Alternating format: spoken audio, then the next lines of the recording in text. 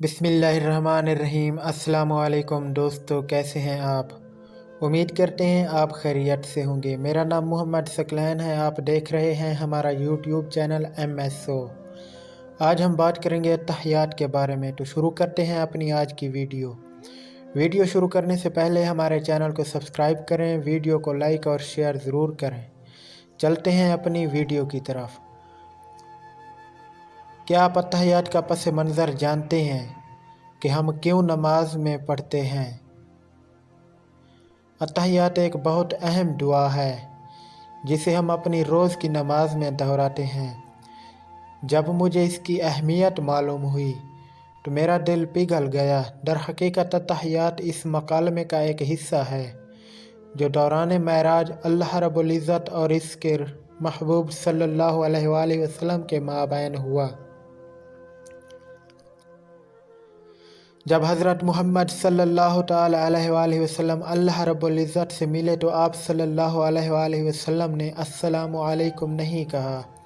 کوئی اس ذات کو کیسے سلام کہے جو بذات خود پیکر سلام ہو؟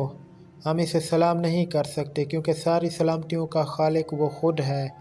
لہٰذا رسول اللہ صلی اللہ تعالی علیہ وآلہ وسلم نے عرض کیا، التحیات للہ والصلوات والطیبات، تمام زبان کی باطنی اور مالی عبادت اللہ کے لیے ہیں۔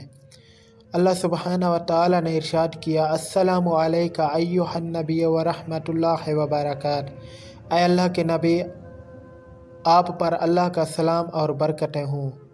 اس کے جواب میں رسول اکرم صلی اللہ علیہ وآلہ وسلم نے ارشاد فرمایا، السلام علینا وعلی آل عباد اللہ الصالحین، سلام ہو ہم پر اور اللہ کے صالح بندوں پر۔ نوٹ: آپ نے ہمیں بھی اس جواب میں شامل کرنا ہے۔ فونٹ تھوڑا ایشو آ رہا تھا، اس لیے درمیان والا فونٹ صحیح نہیں لگ رہا، اس کے لیے معذرت چاہتا ہوں۔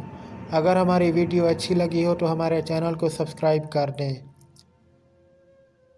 بیل آئیکن پریس کریں۔ ملتے ہیں نیکسٹ ویڈیو میں، تب تک کے لیے اللہ حافظ۔ طالب دعا محمد ثقلین۔